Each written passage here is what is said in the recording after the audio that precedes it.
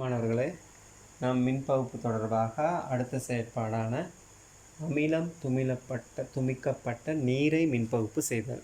அமிலம் துமிக்கப்பட்ட நீரை மின்பகுப்பு செய்தல். அப்போ உங்களுக்கு நம்ம ஏற்கனவே படிச்சிருக்கோம். மின்பகுப்பு, மின்பகுப்பொருள், மின்வாய்கள், நேர்மின்வாய், மறைமின்வாய், மின்பகுப்பொருள், மின்பகாப்பொருள் எல்லாம் படிச்சிட்டோம் நம்ம. ரைட். அப்போ இதில் அமிலம் துமிக்கப்பட்ட நீரை மின்பகுத்தல் அப்படின்னு சொல்கிறது நல்லா தெளிவாக கொள்ளணும். நீர் தூய நீராக இருந்தால் மின்னை கடத்தாது. தூய நீராக இருந்தால் மின்னை கடத்தாதுன்னு நம்ம சொன்னோம். ஏன்னா அதில் அயன்கள் காணப்படாது. ஆகவே இங்கே ஏன் அமிலம் துமிழ்றாங்க? அமிலம் துமிழ்ற நேரம், அமிலத்தை அதில் விடுற நேரம், அதாவது அமிலங்கிறது ஆசிட் தன்மை. அமிலங்கள் பேட்டரியில் இருக்க ஆசிட், அந்த ஆசிட்டை நீருக்குள்ளே விடுற நேரம் இந்த நீருக்குள்ள அயன்கள் உருவாகும். அப்போ அமிலத்தை இந்த நீரில் விடுறதுக்கு காரணம் என்ன? இதுதான், இந்த திரவம் தான் அமிலம் துமிக்கப்பட்ட நீர். இதை நம்ம குறியீட்டு ரீதியாக எழுதுறதா இருந்தால் H2SO4 கரைசல். கரைசல் தான் உங்களுக்கு மின்னை கடத்தும். அசையக்கூடிய அயன்கள் காணப்படும் நம்ம படிச்சிருக்கோம். ஆகவே அது மின்னை கடத்தக்கூடியதாக இருக்குது. அப்போ இங்கே நீருக்கு ஏன் அமிலம் போட்டோம் என்பதை நீங்கள் தெளிவாக விளங்கிக்கொள்ளணும். நீர் தூயதாக இருந்தால் மின்னை கடத்தாது. அதுக்கு அமிலம் சேர்க்கப்பட்டனால அசையக்கூடிய அயன்கள் உருவாக்கப்படும், அதனால் மின்னோட்டம் கடத்தப்படும். அப்போ அமிலம் போட்டதுக்கு காரணம் அசையக்கூடிய அயன்களை உருவாக்குவதற்கு. அதன் பிறகு பிள்ளைகளை இங்கே நீங்கள் பார்த்தா தெரியும், இந்த மாதிரி ஒரு அமைப்பை செய்யணும். இது நாங்கள் சாதாரணமாக வீடுகளில் செய்யலாம். இதுக்கு ஒரு பெரிய யோகட் அல்லது கர்ட் வர பெரிய கப் ஒன்று எடுக்கணும். அந்த கப்பில் நடுவில் இருந்து கொஞ்சம் இடைவெளி விட்டு 2 துவாரங்கள் கீழ்ப்பக்கம் போடணும். அந்த கீழ்ப்பக்கம் போடுற துவாரத்துக்குள்ளே பேட்டரியில் நடுவில் இருக்கிற கார்பன் கோல் அதை நன்றாக எடுத்து துப்புரவு செய்து நன்றாக கழுவி இந்த மாதிரி மின்வாய்களாக பயன்படுத்தணும். அப்போ இது 2 மின்வாய்களாக நம்ம சொல்லுவோம். ரைட். ஏற்கனவே படித்தோம் மின்வாய்கள். மின்னோட்டத்தை கரைசலுக்குள்ளே கொண்டு செல்வது மின்வாய்கள். அப்போ இதுவும் மின்வாய். அந்த மின்வாய்னா கட்டாயம் காரியமாக இருக்கணும், படித்தோம். இது மின்வாய் தான், மின்வாய். இப்போ இந்த மின்வாய்கள் தான் என்ன செய்யுது? மின்னோட்டத்தை கரைசலுக்குள்ளே கொண்டு செல்லக்கூடியதாக இருக்கும். ரைட். அதுக்கு நம்ம என்ன செய்கிறோம்? இணைப்பை கொடுப்போம். இணைப்பை கொடுத்து 9 வோல்டேஜ், அதாவது மின்னழுத்த வித்தியாசம் உள்ள பேட்ரி, 9 வோல்டேஜ் பேட்டரின்னு இருக்குது தானே, அந்த மின்னை வழங்குகிறோம். அதை பேட்டரியை பயன்படுத்தி மின்னை வழங்குகிறோம். இப்போ மின்னை வழங்குற நேரம் இதுக்குள்ளால் மின்னோட்டம் என்ன செய்யும்? இந்த திரவத்துக்குள்ளே போகும். அந்த திரவத்துக்குள்ளே அசையக்கூடிய அயன்கள் இருந்தால் அது இந்த திரவத்தினூடாக கடத்தப்பட்டு இப்படியே இதுக்குள்ளால் இங்கே சேரும். அப்போ மின்னோட்டம் பூர்ணமாகப்படும். தூய நீராக இருந்தால் அது திரவத்துக்குள்ளால் மின்னோட்டம் போகாது. இது அமிலம் போட்டனால அசையக்கூடிய இலத்திரன்கள் இருக்குது, ஆகவே மின்னோட்டம் போகும். ரைட். இந்த செட்டப் செஞ்சு வச்சுட்டு இது சோதனை குழாய்கள். இது 2 சோதனை குழாய்கள் எடுத்து, இப்போ சோதனை குழாய் நம்ம சொல்லும்போது 2 சோதனை குழாய் இருக்குது அப்படின்ட்டுன்னு. ரைட். இந்த மாதிரி 2 சோதனை குழாய் இருக்குது. இந்த 2 சோதனை குழாய்களும், இது சோதனை குழாயாக இருந்தால் இதுவும் ஒரு சோதனை குழாய், இது ஒரு சோதனை குழாய். இதில் நல்லா அந்த அமிலம் துமிக்கப்பட்ட நீரை ஊற்றுறோம். இதுலேயும் அமிலம் துமிக்கப்பட்ட நீரை ஊற்றுறோம். ஊற்றி இந்த கார்பன் கோள்கள் அதுக்குள்ளே பொருந்துகிற மாதிரி அந்த யோகட் கப் இருக்குது தானே, நம்ம சொன்ன ஏற்கனவே இந்த யோகட் கோப்பை, அதில் தானே கார்பன் கோலை ஃபிட் பண்ணி வச்சுருக்கோம். அது இப்போ தலைகீழாக அப்படி இருக்கும். கோப்பையை தலைகீழாக நம்ம வைக்கணும் இதுக்குள்ளே, ஏன்னா திரவம் இருக்குது. இப்படி 2 கார்பன் கோலை உள்ளுக்கு வர மாதிரி தலைகீழாக வச்சு அடுத்த பக்கம் திருப்பணும். இந்த திரவம் கொட்டாத மாதிரி திருப்பணும். அப்போ இது இறுக்கமாக இருந்தால் அந்த நம்ம பெரட்டுற நேரம் இது சரியாக இருந்தால் திரவம் கொட்டுப்படாது. ரைட். கீழே கொட்டாமல் இருக்கும். அதுக்கு பிறகு இது இப்படி வந்துடும், தலைகீழாக வந்துடும். இந்த குழாய் 2 தலைகீழாக வந்துடும். அதுக்கு பிறகு இன்னும் கொஞ்சம் நம்ம இந்த திரவத்தை ஊற்றணும். எதுக்கு? யோகட் கோப்பைக்குள்ளே சுற்றி ஊற்றணும். அப்போ இது இந்த நீர்மட்டம் ஆக உயரத்துலேயே இருக்கும். இதில் நீர்மட்டம் உயரத்துலேயே இருக்கும், ஃபுல்லாகவே இருக்கும். 2 சோதனை குழாய்கள்லேயும் நிரம்பி நீர்மட்டம் இருக்கும். ரைட். சிந்தாத மாதிரி தான் நம்ம அதை செய்யணும். அதன் பிறகு நம்ம என்ன செய்யணும்னா இந்த மின்னோட்டத்தை வழங்கின உடனே இங்கே அவதானிக்கலாம். மின்னோட்டத்தை வழங்கியவுடன் இதில் அவதானிக்கலாம் சில வாயு குமிழ்கள் போகிறது.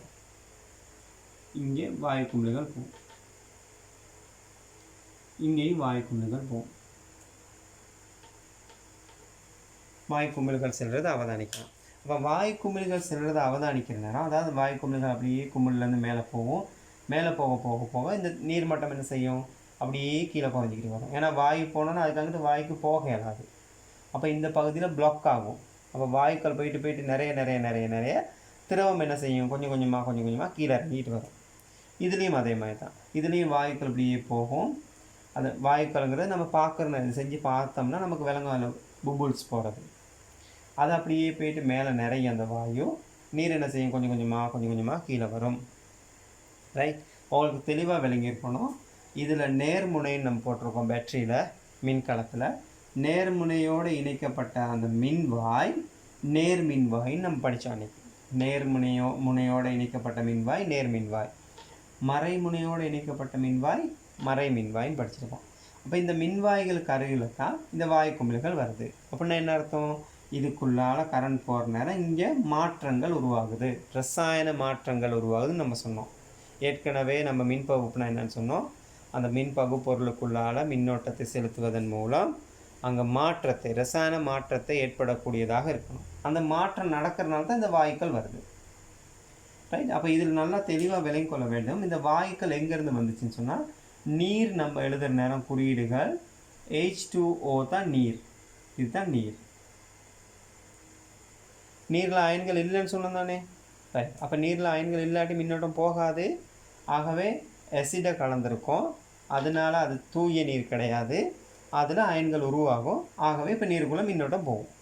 அப்படி நீருக்குள்ளே மின்னோட்டம் போனனால தான் இதில் உள்ள ஐதரசனும் வாயுவாகையும் இதில் உள்ள ஆக்சிஜன் வாயுவாக இங்கே வந்திருக்கு. இதில் இருக்க ஐதரசன், அது ஐதரசன் வாயுவாக வந்திருக்கு. நீரில் இருக்க ஆக்சிஜன், அதுவும் ஆக்சிஜன் வாயுவாக வந்திருக்கு. இந்த ரெண்டும் தான் இந்த மின்வாய்களுக்கு அருகில் வந்த குமிழ்கள்.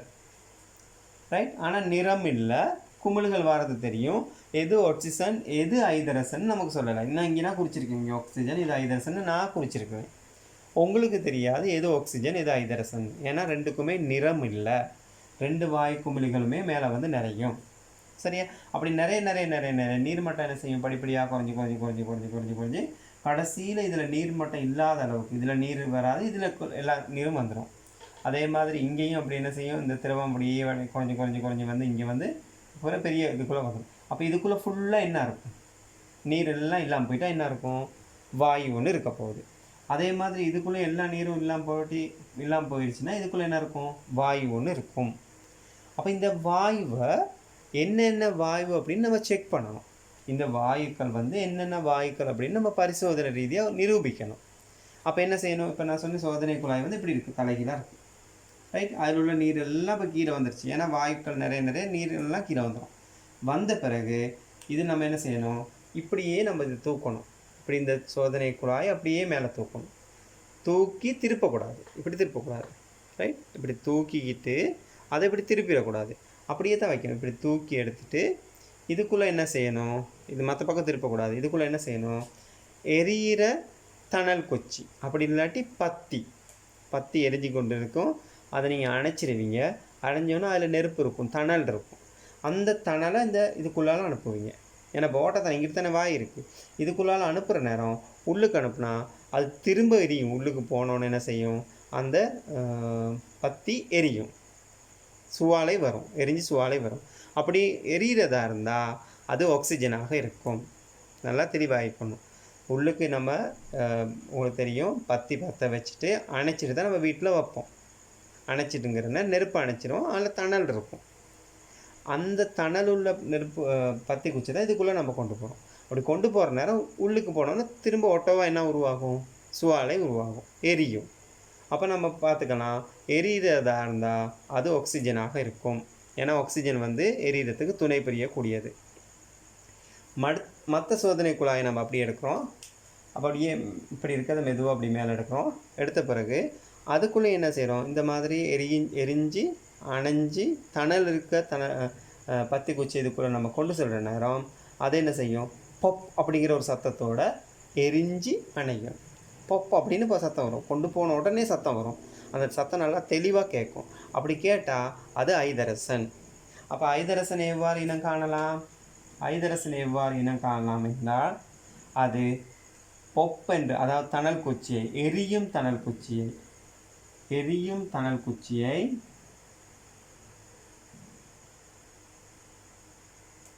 பொப் என்ற சத்தம் கட்டாயம் ஞாபகம் வச்சுக்குவோம், பொப் என்ற சத்தத்துடன்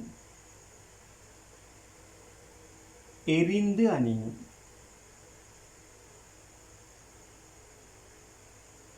பிள்ளைகள் தெளிவாகிக்கணும். ஏன்னா அப்போ ஐதரசன் இனம் காணுது அப்படி தான் உங்களுக்கு எக்ஸாமுக்கு வரும். ஐதரசனை எவ்வாறு இனம் காணலாம், ஐதரசன் வாயு எவ்வாறு இனம் காணலாம்.